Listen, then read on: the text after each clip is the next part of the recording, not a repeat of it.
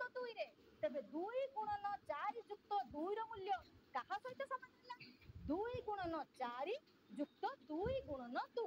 भलो भाबे लक्ष्य कर ये की प्रकार नियम होउची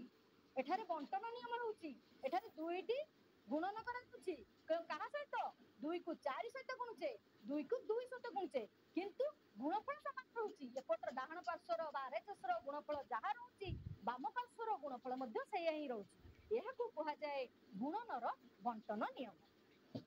वर्तमान लक्ष्य कर जदि आमे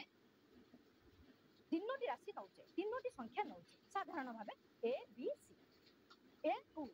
आमे बी प्लस सी रे गुणचे ए गुणन बी युक्त सी ताले एठारे मध्ये आमे बंटन नियम प्रयोग करिबा ताले ए को केउथिरे गुणिबा ए को